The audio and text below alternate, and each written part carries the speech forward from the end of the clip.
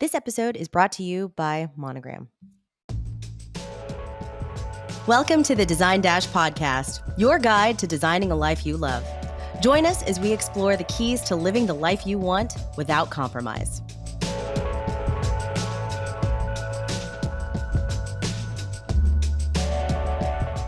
Hi, and welcome to the Design Dash podcast. This is going to be a really good one today. We have a fantastic guest, Jen White. So you may know Jen from Instagram and TikTok. I first started following her in the pandemic, and as somebody who moved from Chicago to Houston, I just loved seeing somebody live life in my former city.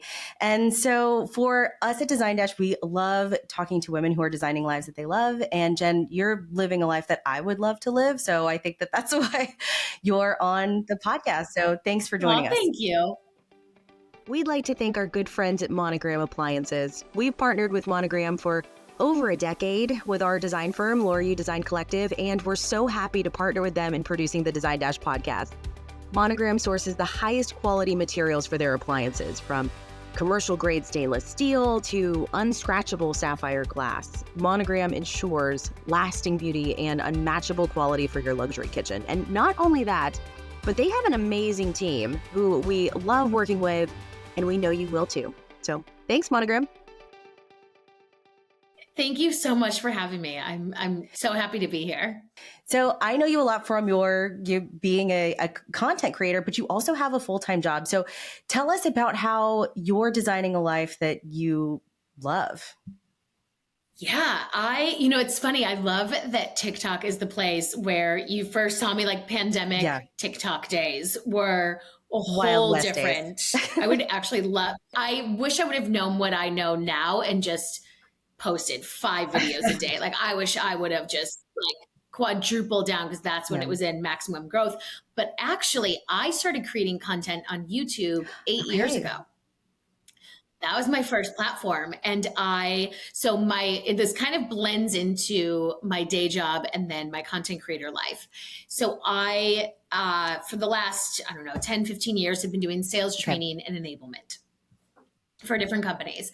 And so I was doing sales training and I was flying around the country and I was presenting and, to my colleagues and speaking at conferences and things like that. And I was really working on my public speaking and presentation skills. It was something that I was not naturally born with and I was terrified to do, but then I ended up in a career where I was teaching people and training them and speaking, and my audiences were going from 5 to 10 to 100 to 1,000. And I was watching myself on camera. But during that time, I would get questions of, where are your earrings from? How'd you do your hair like that?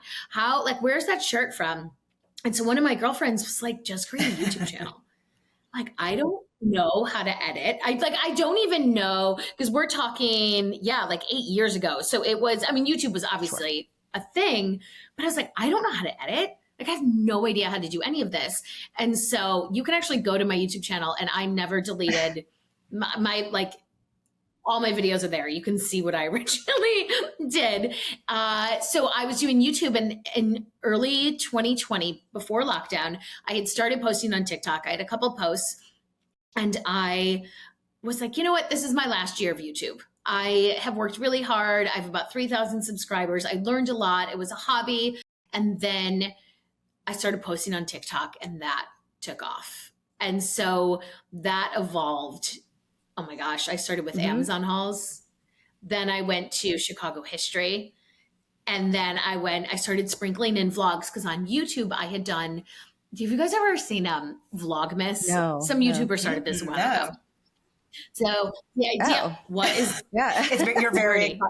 It is my birthday. It is my birthday on Sunday. So there we go. Vlogmas was something, I think people still do it for sure, is where you vlog every day during the month of December. Okay. And so it was the first time I had started vlogging on YouTube. I had been doing beauty reviews and how-tos and things like that. So then I'm like, well, what does that look like in short form? Because I always had 10, 15-minute vlogs. And so I started sprinkling some of those in, and that's where people started commenting, wait, you're in your 40s, or they didn't know how old I was yet, but they were following along my Chicago life. And then I started seeing a lot of creators saying a day in my 23-year-old life, a day in my 25-year-old life. And I was 40. I was like, you know what? Screw it. I'm just going to tell the internet how old I am. Even though women are told not to, tell their age, I don't really care. And so one day I was like, a day in my 40 something life. And then that's just, or a day in my 40-year-old life. And then I had to switch it when I turned 41 because it's like a tongue twister and I wanted to change it every year. So yeah, it's interesting because like designing my life has been being able to show that on social media as I'm doing it. And also social media is a part of how I've been designing my life. Like it's all intertwined. I'm glad that you decided to say your age, because that was really one of the big reasons why I started following you, because you get on TikTok and they're 24 and they're 26 and they have 26-year-old problems. And that's great. I've had my 26-year-old problems. Now I have 40-year-old problems. And so I want, or, 40-year-old successes, like, and I want to share that with somebody else. Wonderful things. Right. And I wasn't seeing that. Exactly. I mean, now I think my algorithm has finally gotten to a great place where I'm starting to see these middle-aged creators like myself. But I'm so glad you did that, because now I'm just like, oh, well, now I can, you often feel like, oh, I'm the old person on TikTok. Right. And now I don't feel that way at all. Cause like, right. Oh, I mean, for sure. Like it is, but what's interesting about TikTok? I have zero data to back this up, but I can look at my audience. I think TikTok is very young. And then I think it skips generations and it goes to like 45 plus. It was almost like those who, at least is what I saw for the early years, those who never went on Instagram, they went to Facebook and they're like, I don't need another social media platform. Then they just went to TikTok and like skipped Instagram. That's an interesting theory. So I know. And I just know it because of commenting, because it's so much easier to send links. You can't really send links on TikTok. So someone, I can have links in my bio, but if it's, so a coworker just asked me, where's your watch band from? Like I couldn't just DM them the link. So I'd say, oh, DM me on Insta. And I don't have Instagram. I'm like, oh, and this just happened. And I feel like that's true for you, Melissa. Like you're not an Instagram person and you're a digital marketer, like in your career. So my trade. Yeah. I think my hatred with Instagram though started because of my career. Like it was just, it's so difficult to use. They change the rules all the time. And so I was just like, you know what? I'm not even going to use it personally. And then I started to get into TikTok during the pandemic and I was like, okay, this is the social media platform for me.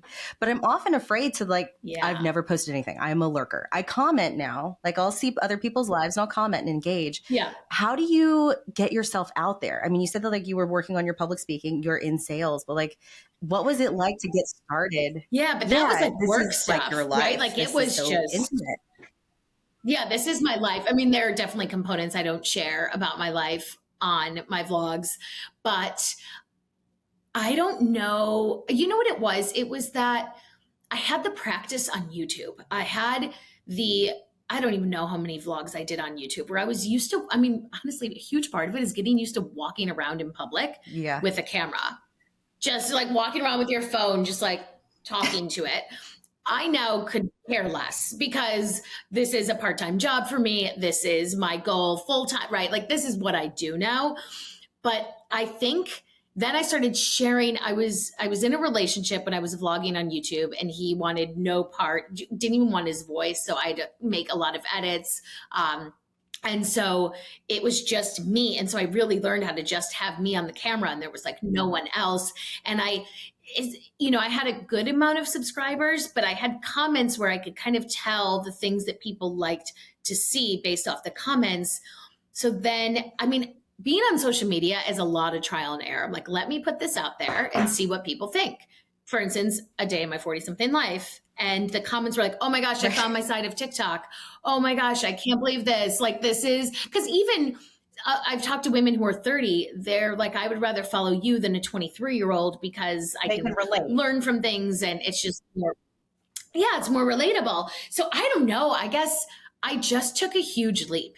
And that's mostly what it's about for me on social media is you have to take risks and leaps if it's what you want to pursue. So if I vlog like everyone else, it's going to be boring. They will have seen it before. But my life is unique to me. And so I'm like, okay, I guess my biggest struggle is this too boring for a vlog? Like when I'm filming, like this morning, for instance, I woke up, I had coffee. I am dog sitting for my dad's dog. I took him out. I went to Pilates. I came home, I got ready, and I started my workday. I think that's kind of boring. That's just like my normal, but I've posted that in vlog form and people are like, oh, that gave me motivation to work out. Or it's relatable because they're like, I did that this morning. And I was like, oh. Or yesterday someone said something to me. Who was it? I think it was like a stranger I met. I meet strangers. People come up to me all the time, followers on the street. It's so nice. And I always ask them, I'm like, all right, so what do you like? What do you want to see more of? What can I show you? And she's like, oh, I love how you posted that you went to the Cubs game last week with your coworkers. And I thought that was the most I'll tell you right now, you went to Lou Mitchell's the other day and you were eating potatoes. And I was like, oh, I really want to eat potatoes at Lou Mitchell's right now. And I know that that's so silly, but I also love eating breakfast alone, mostly because I don't have anyone to go with. But I also live very close to Lou Mitchell's and I have no problem being like table for one. And then I have my camera set up and I'm like filming. I don't really care. I just don't care anymore. So you have a full-time job and then you are also I mean, I don't know how many hours a week you're putting into content creation, but it sounds like basically it's two full-time jobs. Yeah. So talk to me about that, how you're balancing that. And then I'd like to know too, what's the break point for you? Is there a point where you are like, this is going, and I don't know which one it is, but this is just going so well that I'm going to taper down this other thing and really put my focus on. Yeah. So to answer your first question was how do I balance the two? So I'm able to work from home. So that completely helps. Like if I think pre-COVID times and if I had to work out, do all the things, and then leave at 8 o'clock in the morning to get to an office at whatever time, like I would be exhausted. So that helps working from home because if I'm, eating lunch, I can easily film a video. Like it's not, I also, most people, right, you're on your phones when you're online getting coffee or something like that. If you see me on my phone, I'm probably editing a video. I bring my AirPods with me. So when I'm taking an Uber, there's no downtime. When I'm on my way to a PR event, because that's what most of my dinners and things are, PR collabs and things like that. But I blend it with, oh, there's something in this neighborhood in Chicago. I have a friend who lives over there. Hey, are you free Thursday night to do X at this time at this place? And they go, yeah. So now I'm on my AirPods in the video, like I'm editing my outfit of the night that I just filmed when I was getting ready. And so, yeah, I just make it the reason I don't know if this helps, but I decided to make my content fit in seamlessly with my life and not be additional. So I mentioned I used to do Chicago history. I love doing Chicago history posts. I find the city of Chicago so interesting, but I was spending so much time researching that it was just not efficient for me. Now I will bring it back if there's something interesting I find, but if I do a vlog, then I'm just filming as I'm going throughout my day. And so it's not like in addition to, so that really helps. But sometimes it gets a little overwhelming, especially if I'm traveling for my day job and I'm not in my normal environment, different time zones. But I use any bit of downtime to be working on my, responding to comments, editing videos, writing captions, doing research. Like if I'm scrolling on TikTok or Instagram, I'm trying to see what's trending. I'm trying to see, what's my take on the newest trend or getting inspiration for how I'm going to, change up my videos. So then there's really no reason to do you really even need to make a decision? I guess is the question. Like, is it an either or will it ever be an either or? No, I definitely want to be running my business full time. That is 100%. Let's just pretend like your employer is never going to hear this. Yeah. And it's great. They're really supportive. Like my CRO, I saw him yesterday. He's like, "You're going to be influencing tonight?" I'm like, "Always influencing." The thing is right now with, content creator, influencer life, the revenue is not predictable. Right. And so my breaking point is when it's predictable for I don't know. I say 3 months now, but I'd probably be more conservative and say I want it to be predictable for 6 months. So I know that this revenue is coming in. Yes, because the flip side of being a 40-something content creator is that I've been in corporate America and I've been working since I graduated college. So I have a lifestyle to support that. I have to make like a lot more money doing this than if I were 23 years old. My bills are different, absolutely. My mortgage is higher. Like, yeah. So for me, but I also am open to what this evolves into. Is this, the content creator life? I've consulted with different brands about their social media strategy. And things like that. Yeah, maybe that's basically a social media manager right now. Like, yeah, but I don't want to do that. No one does. Because here's the other thing I have to be mindful of is my creative energy goes towards my page. What if I think a lot of people, you only have a limited amount of creative energy. So if I use that on my clients and I don't have it for my own, like what is that balance? So it could be a social media manager, consultant. Like I mentioned, I've done so much public speaking in my career. I would love, like our conversation here, I would love to bundle this up and into a TED Talk of sorts where companies are like, how do you build your own path? And this is, I'm a speaker that gets hired. I would love that. That actually would probably be a dream come true. That would be multiple revenue paths here. It's consultant, it's speaker, it's content. Like as long as the posting is handled by someone else, you're good. I'll post my own. I don't mind posting my own. I don't want to post for another company because it's it's hard. Social media managers don't get paid enough. It is not. Yeah, it's so hard. It is. I mean, sometimes I just give up on the hashtags. I'm like, I'm just going to keep putting my 40-something life. And then if it's a vlog, an OOTD, like my brain is done. So yes, definitely multiple revenue streams. And actually towards the end of last year, I was like, okay, what is this going to take? What are my different revenue streams and which can I influence? So I put together a spreadsheet of, you have a little influence over some. For example, YouTube, I have so many videos from the past 8 years. I haven't posted long form in a long time, but it still generates revenue. Just the ad dollars from the years past. We're talking like $25, but can I influence that? I could if I start posting long form again. I could influence that. Then we have affiliate revenue. That I can influence. That is something that a coworker of mine, who's also a content creator in like health and wellness space, we were in Hawaii together we were running this trip for work. And she goes, you need to post more on stories, like the makeup you're using, like your lip gloss, whatever. And I was like, I don't know. I don't want to be like a hard sell. She's like, try it. So I was getting ready for one of our dinners and I have this bronzer that I love by Armani. It's liquid. It's amazing.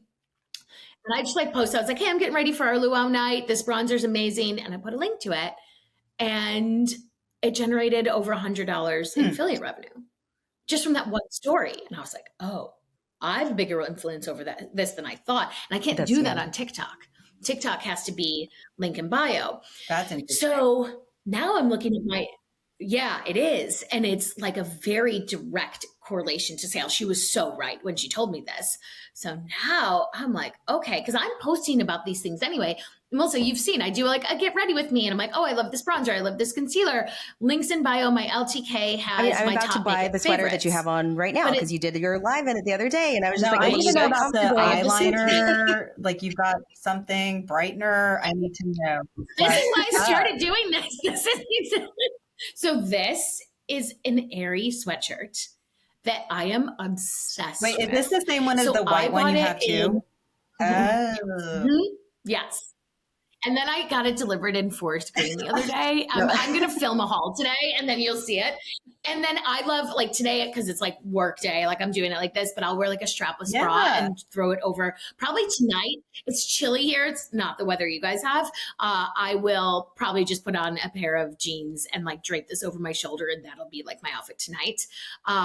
So yeah, this is what I posted about this sweater in white. I was at happy hour with a friend on a Friday. I just took a picture. Yeah. And actually my coworker and friend who I was with in Hawaii had it on. And I was like, I need that. So I find inspiration. My main thing is I'm learning from everyone in my life and applying that to either my creativity or my strategy.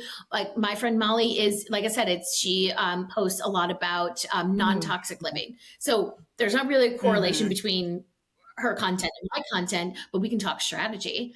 My Instagram audience. So I love, Melissa, that you are a TikTok follower, because that is like my, pride and joy. But nothing ever worked on Instagram for me. I was posting my content that I post on TikTok on Instagram, and I just got so mad. This is why I don't like that platform. I was like, I'm not makes even, no sense. like, I cannot deal. Something happened in November, and I would look at my phone. I was like, did I just get 10 new followers? I get 10 a week if I'm lucky on Instagram. And something, I don't know if they changed their algorithm. I have no idea. I'm at almost like 19,500 now. And that's just from November to now. And I'm like, this is interesting. So I'm just running with it. And YouTube now has gone kind of by the wayside because I'm just putting it on. Okay, Instagram and TikTok allow you, TikTok allows me to have 10-minute, oh my God, stop moving my hands. TikTok allows me to have up to 10-minute videos. Instagram Reels are 90 seconds. YouTube Shorts are 60 seconds. I like 90-second videos. And so I don't want to spend the time to edit. I need to make it shorter for YouTube for the 60 seconds. I'd rather would just film like long form. I don't know. I love the TikTok start and stop. It's fun. Like the start and stop. I have a sentence, start, stop. It makes it so much easier. But I wanted to go back because I know that you travel a lot, and you were talking about some of your travels. And that really brings up something for me. Do you feel like everything is content? Like even if you're enjoying yourself, or you were in Paris like earlier this year, and you did so much content there. And I know you're planning a trip to Italy, and I mean that's probably going to be a lot of content too. But I often feel like I haven't gotten used to having my phone there in a restaurant yet. I'm just like, gosh, I look like an idiot. Like I can't do it. I can't do it. So like, how do you? So do you approach everything like, oh, I can get good content out of this? I literally wake up in the morning and I go, what's my content today? Which, by the way, people will probably say that's the worst strategy. Like you should have a content calendar. But I have certain things that I know. Like if I have brand deals, I know, okay, and I'm very selective when I choose which brands to work with. So that there's usually not any fix. So I think, so today, for example, I woke up and I'm like, okay, I kind of think a day or two in advance because I want to make sure that I have at least one video a day going out there. And so I thought, okay, I could vlog this morning, which I think I did. Speaking of, I was like, oh, wait, I need to actually, film like, and then I did this podcast, So see, perfect. Right? See what I mean? Like it's just my brain is always like, okay, what is it? Because I look at my day, and I think we all look at our day and say, what am I doing today? What's on the agenda? But I take it another level, and I'm like, okay, what will be good content? I haven't done, in my opinion, a boring morning in a while. So I can film me drinking coffee on the balcony and all of that. And then, I walk around the street holding a phone. I just do it now. From you right now.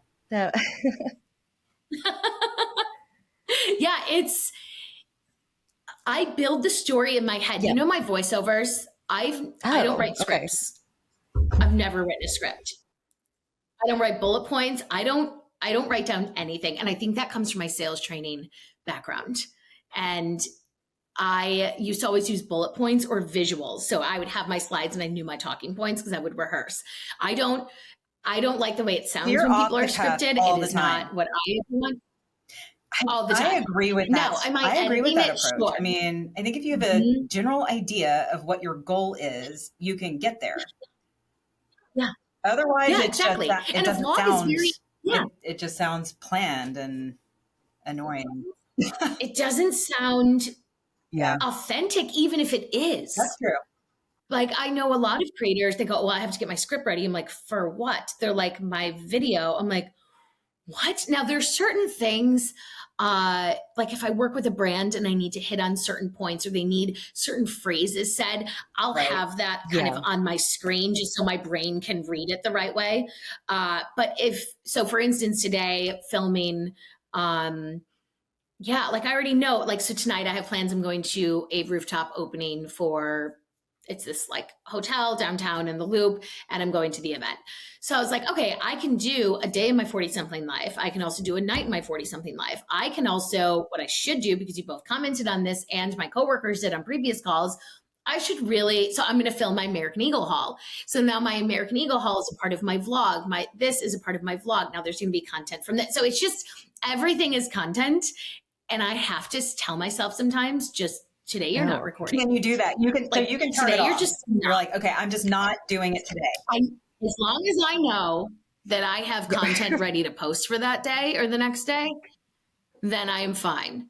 Yeah. I can definitely turn off. It feels weird almost to be like, but some days, like, there's certain obligations I have too. Like, I was invited to this opening tonight. They're not paying me. They're not paying for my transportation. It'll be nice to catch up with one of my girlfriends who I haven't seen in a while. I'll see other creators I haven't seen, but I'm not going to give them like a dedicated post because like I've been to this place. So I would rather say, okay, here's a day of my 40-something life, and this is a part of it. But yeah, I can shut it off. For sure. I'm trying to think of the days I do shut it off. I don't know. Like, I won't tomorrow, because tomorrow I'm going to a fest with like an 80s and 90s cover band. Did you ever see 16 Candles, so fun. Melissa, when you were in Chicago? Yeah. So this is this cover band, and I'm like, that's going to be so fun. Like, I need to show that. It's also my birthday weekend. So it's kind of like today. A whole. Okay. June I 2nd. just those are coming out of nowhere, but it all makes sense now. Well, they are. Yeah, it is. I know, right? So I know they are. That's why I was like joking, like, no, it really is my birthday weekend. So, and I'm a Gemini, so we celebrate as long as we can. So I don't know, like, when I think about it, I'm like, right now, I was like, wait, this is a birthday weekend in my life. I'm 43. Now I can now I think, should I do an advice series? Because people will ask me what's advice that you have for people going through this in their 30s. So now I'm like, literally in real time, I'm like, I should post on Insta and be like, I'm doing a lessons learned, my last 43 years, something cute. Like that. So, I could film that. So yeah, it's always sometimes vacation. Okay. So Paris was different. So Paris, I decided to take a solo trip. I had never been. I don't know the language. I knew bonjour. I walked out knowing bonjour and bonsoir. I still know nothing more. Like, that's it. And I wanted to go because I had never been to Paris. And then it's also great because then I have the content to show people, where I went and what I did and things like that. And I'll be going to Zurich soon. I'm going to see Taylor Swift. Oh my God, that's amazing. And I'm a big Taylor Swift fan. Mm-hmm. But we're also doing essentially tour to Switzerland because we're going to finish with the concert, and one of my close friends, her sister lives there. So we're just going to go around on the train. So now I'm like, oh my God, the content. There's like the travel day. There's the train rides. There's everything we see. There's the things that we eat. It's a lot, but it's fun. It's exciting. So we talk a lot about merging work and life and where those boundaries lie. And it sounds like you don't have a lot of boundaries. Like, you're very much integrated. And Melissa and I think it just may depend on our moods too. But for the most part, we have a different standpoint on this. Like, I very much like to merge my work and my life. Like, I find creative inspiration everywhere. And especially when I'm traveling, like, I don't turn work off pretty much ever. But Melissa really, and I'm speaking for her so she can correct me, but like, she really does set clear boundaries between, like, this is my personal time and I'm not worrying about work right now. So, and there's a question in there somewhere, but Melissa, I kind of want your take on this. Yeah. So here's the thing. My work isn't like, Laura's a designer. I'm not a designer, right? Like, I'm working operations. So I can't go to but you're Paris. Still marketing. Like, you've done a ton of creative. I know. And yeah, but it doesn't inspire my life. But if I'm doing writing or painting, or if I'm drawing or doing something, and that's why, Jen, I really wanted to talk to you about is everything content, because I would love to start posting some things on social media also. I feel like that would be a little bit different. Like if I felt like it were creative, I feel like my job just isn't, I'm not creating things. I'm managing people. So I kind of have to keep that separate. I can't bring the management of people home with me. But if I were, I mean, you're a lifestyle creator. So like you have to, like, it has to be about your life. Like, yeah. That was intentional. That was like really intentional because I knew having, you know, I studied marketing. I worked in advertising for a long time. I knew, I thought about when I start getting brand sponsorships, who do I want to work with? What brands? And I was like, well, lifestyle would fit in. Like, I want to be able to do travel. I want to be able to do fashion. I want to be able to do, you know, like anything. And so I designed it that way. I was like, how do I, because I had different iterations. I was telling you, I did makeup, you know, tutorials. I did how to, you know, a lot of how to's or fashions, but now I get to do all of that and put it in a vlog and just have fun with it. And so it's interesting because I do shut off my day job. Like that I can easily, that is like a easy switch. That is like a no brainer for me. I think about this as I eventually go into full-time content creation, and that I don't think I will ever shut it off, but I think in the best way, because my goal is to be able to do something that I love every day. And I love every component of it, whether it's the planning, the execution, the editing, the being on podcasts, meeting new people, going to PR events. I love every part of it. So that when it is my full-time job, it will not be a job. It will literally be my life that I have designed. And it just so happens it all works together. Like it's my dream. Love it. I'm going to get there. I'm just being very, very, the patience required. Sure. I don't think I would have had this patience in my 20s or 30s. I just don't. Because you see the goal and you're like, I need to get to that now. But it takes those small, it's all but I'm like, steps. Okay, but I see enough progress. It's progress. And that's something I think you learn with time and with age, because I was the same way when I started my firm in my 20s. I thought, oh, by next year, I'm established, I'm done. Like I'm going to be this huge firm. It's going to be wonderful. And here we are. We've had this, I've had the firm 17 years and I'm like, okay, that was a lot of small steps over 17 years. Yeah. Yeah. That's amazing. I mean, and you know, I have half that amount of time creating content. And I think about what I knew and how I knew in early 2020, I was like, I've kind of hit, it's it. I didn't love what I was doing anymore. It was fun. It was a hobby. I was kind of ready to move on to the next hobby. And then TikTok is what moved it on. But yeah, you have to, I started taking, I don't even know what I labeled it in my phone, but I have a notes app. I actually think I just label it by the year. So I have one that says 2024. And when I hit these little milestones, I pop them in there just so I can look back and be I was on this podcast, I did this, or I got my biggest brand deal, or I hit, 99,000 followers today on TikTok, which is true. That literally happened this morning. So like, you're having the best week. Thanks. I'm so close to 100. Oh my God. It would be amazing. TikTok growth has been pretty slow. I've been at 98,000 for a year, but it's been picking up in the past few days. I don't know what's going on. I wish I knew the algorithms. We all do. But it is at those little steps. And we forget sometimes like all those little milestones that get us to where we're at, where it's, there's all these connections. I think another benefit of being in our age demo is we know the power of networking. So, and just meeting new people, because tonight when I go to the event, I will talk to I will not just sit with the people I know. I will go meet new people. I will make new connections. And I love doing it. And I know that it helps move things forward, and you never know where it's going to take you. You have no idea. Like I love, so this this could be something, it could not be something. So I met someone at one of these events. She's a producer for a show in Chicago. We've become friends. She's had me on her show. Then she asked me to be a makeup model a couple months ago. She's like, hey, can you do me a favor? Can you be a makeup model? We have this, celebrity makeup artist coming in.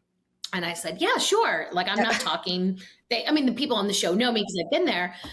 Well, that woman sent me a message yesterday and was like, hey, I pitched you to my producer at WGN and she's going to be reaching out for a segment. And so like everything just kind of those steps, I love that part of it. You never know where you're going to lead. And it's all about just putting yourself out there, right? Yeah. Like you. Mm-hmm.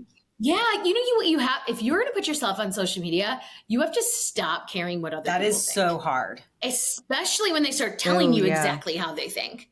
I had a woman call me a fat ass and in the comments and in my DMs. I can't with that. Audacity. So what do you do? Do you respond? Do you leave it up? Like what do you just delete it? Like, so this was private. She said it. And especially another woman, like that just gets me. So I looked up, I didn't realize she had commented on a story. It said disgusting. And that was from like when I was in Hawaii, but I didn't see it. Do you not just have the immediate thought like, hey, I'm going to screenshot this and post it and share it with everybody so they can all like go troll her? Yeah, why do you think I'm going to my screenshots right now? Because that's exactly what I said. It's like, she wrote, this is 8:45 in the morning because everyone wants this. I was doing an AMA and someone had asked me like, where do you want to live when you're like elderly? Do you want to come to this senior home with us? And I was like, actually, I want to live on like acres of land and garden and things like that. She wrote, you're so full of shit. And then I don't know, whatever the other story, she wrote fat ass. And I scrolled, I was like, oh my God. It's not funny. So I scrolled up and it's not really funny. People like, yes, they're crazy. And so I'm like, okay. So I scrolled up and she had normal conversations with me before. No. So I wrote, I have to say, I didn't expect these responses from you. You've been so nice. Very fair. And then she said, you never let me in the group. Oh. And I was like, the Facebook group? I haven't rejected anyone except men. So I have a Facebook group called the Chicago Somethings, where it's women of Chicagoland to meet each other because women share with me that they want to meet new friends. They send me DMs. How do I meet new people? I don't know how to make friends in my 30s and 40s. So I was like, let me create a Facebook group. So I told this one, I said, I haven't rejected anyone except for the men that tried to sneak in, like literally. And she said, sorry, having a bad day. Gosh. Okay. I never got an invite. And I said, no one got an invite. You just have to request to join. She said, I'll try again. And I said, you know what? I don't want members in the group who are rude to other women, calling them fat asses and full of shit. And oh then my gosh. This is like part of it though. And that's really crazy that it's crazy that it's unfortunate that it has to be. But I guess you just. Yeah. But then you have the nice people. I have the people who come up to me on the street and are like, thank you so much. And it goes back to designing a life that you love. These women come up to me and say, thank you so much for showing a way of living that is not the norm. And by the way, that was not my intention. Like I told you, my strategy was I want to do lifestyle content so I can work with different brands and I can have all these different content pillars because I didn't want to be stuck. What am I going to post today? I didn't know that by showing my life as a single 40-something without kids, that other women would feel like they weren't alone because I did that. And that is like the best outcome that I could have never asked for, that it evolved into. And even they'll tell me, they're like, the Chicago gays love you. And I was like, oh my God, thank you. Like, I'm honestly flattered. Like, that's amazing. And so I will ask them, like, you know, when I meet them, they're like, you show a life that isn't the standard, like the stereotypical, and neither are our lives, even though it's different than yours. Like we love seeing something that's different and not the stereotypical. And I was like, oh, that's really interesting. Like I didn't think about the crossover. I thought it was just like women who are in their 30s and 40s who have a different lifestyle. So it's really, really great. I love that that's, I mean, I think that's so great because I have two kids, but I still like see, and the husband, all of that other nonsense, but I still like seeing your life because then I'm living a little bit vicariously through you. But then I also just see like, you know what?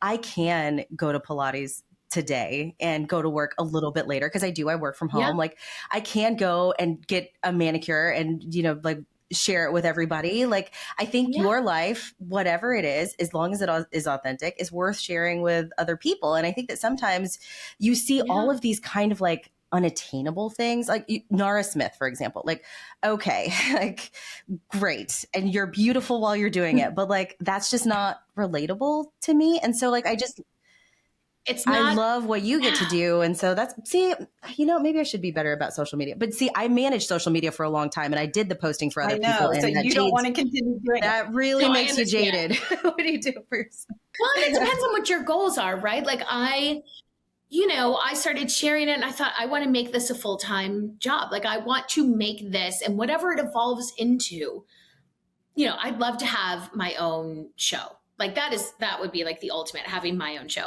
I have my own podcast that I really need to start recording for, but I think it depends on your goals. Like you don't have to share, but I think something to keep in mind is if you have similar videos to everyone else, why would they would watch you because you're you, but the part of the uniqueness is that like it's you. And it's different. And if you don't see that version on the internet, that's a good thing. And that's actually a very also challenging thing when you're looking for inspiration. If I look at vlogs, I don't want to mimic some of these. I don't know how much time they spend editing videos, and maybe they just have it down to a science. Like some of the ones that I see, I'm like, I could never be that perfect. Like my videos are going to be a little shaky. They're going to not be, the camera's going to be turned a little because like trying to sneak in while I'm at the coffee shop filming myself. It's going to be more raw. And they have these perfectly curated, text, but maybe I learned from them because they have text on screen. And I was like, oh, that caught my attention right away. But that's authentic. Yeah. And I think that's like totally authentic too. You don't have to plan every single thing. It doesn't have to be perfect. Like that would drive me nuts. I can't do it.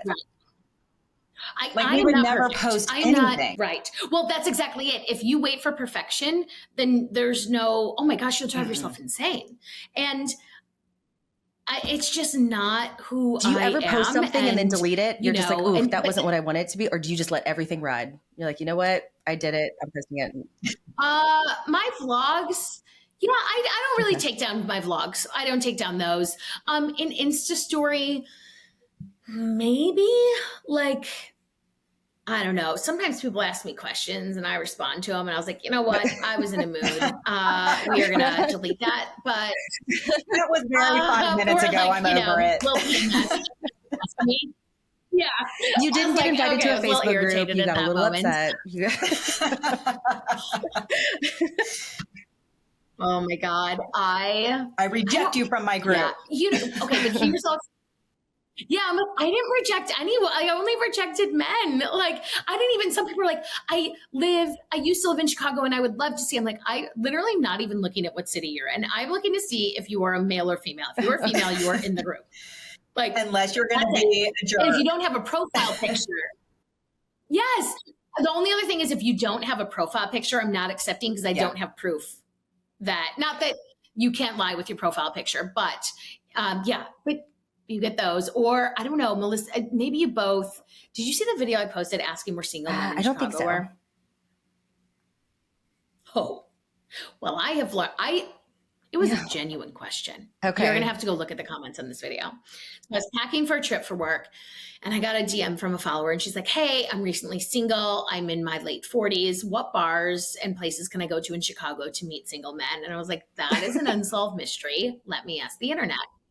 And I asked, and the hate that I got was so unexpected. It was brutal, brutal. We want to date your 25-year-old daughter, not you. You're an old, washed-up hag. Oh my! The lesson is you've got to have like a super thick skin to do this. Mm-hmm. But you also you have to remember there's nothing you can do.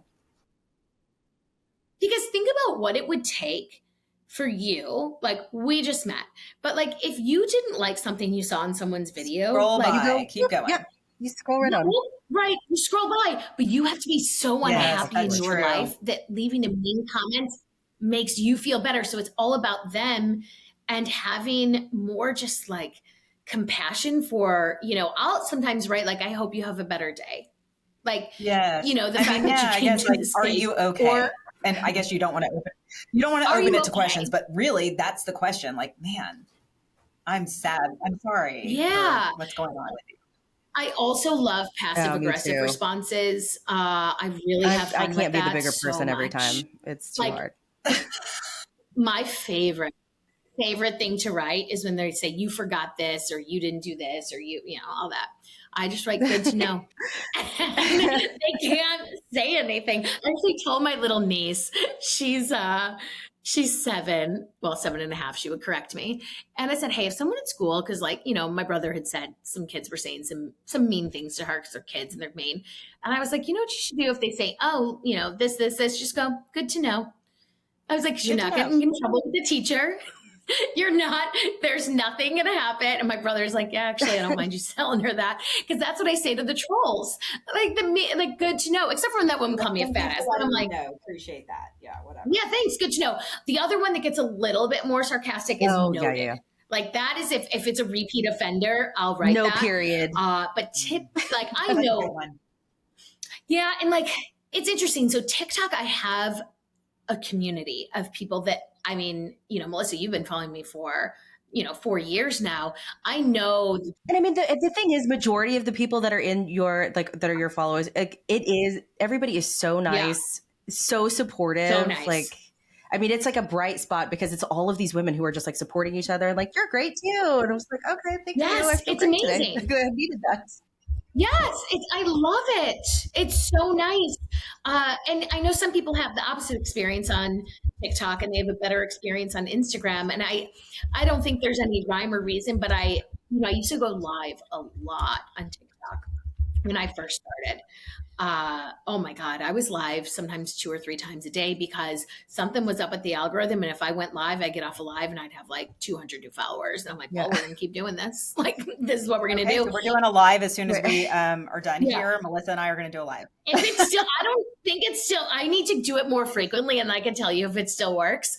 But I was able to build a community. Like we were also in Chicago, we were in lockdown for a long time. And our restaurants, we could dine outdoors, but it was like below 0 out. So I'm like, that's not happening.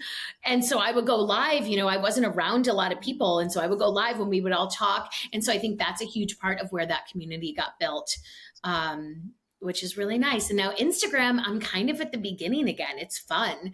It's how it was in the early TikTok days for me. But I also realize it's rare to be growing on Instagram in 2024. Right? Like that's not, I don't know what happened. I love it. And I don't want it to stop. Like it's fun. Well, we've talked a lot about community. I feel like we could have a whole other podcast on community. I love how you do these meetups. Like I would do that in Houston, although right now it's like scorching. I think we need a follow-up talking about just that. I love it. I actually just got a text right before I joined that I have another meetup and it's going to be June 26th. And I also had a call today. I'm going to be launching a trip. We're going to do an international meetup. And my survey went out to my Facebook group already. I'll launch it to my Instagram and TikTok audience to ask your budget, what cities you want to go to. And there's like 23 spots. And we'll see where we go. But yeah, that's also part of, I'm almost taking, and like you said, it could be another podcast, the digital world and bringing it into real life because people are really looking for like actual in-person human interaction and communication. So I'm like flipping it on its side and saying, okay, we have this digital audience. Let's all meet in person and trying to make that. Well, Jen, you've got to get back on your podcast and then we can continue this conversation and talk about community and meetups. No. You can be on my podcast and we can just go back and forth. Yeah. It's so good to talk to you in person. Thank you so much. I loved it so much. Yeah. Thank you for having me. This was so wonderful. Anytime if you want to chat or you have a topic, message me and I would love to be on again or any collabs, things like that. That'd be a lot of fun. Yeah. Okay. And so just for anybody that's listening, where can they find you? Like your favorite handle, TikTok, obviously. TikTok is .genwhite. Fun fact, I have a very, very common name. So TikTok is .genwhite and Instagram is it's me, Jen White. And then YouTube, I'm just Jen White. So yeah. All right. Awesome. Well, thank you so much for sharing with us. This has been great having you. Jen. Thanks for having me. Thank you for listening. Make sure to check out our next podcast coming live next week on Spotify, Apple Podcasts, or wherever you get your podcasts. In the meantime, you can find us and more wonderful stories like these on designdash.com. And make sure to follow us at Design Dasher on Instagram and TikTok. Till next time.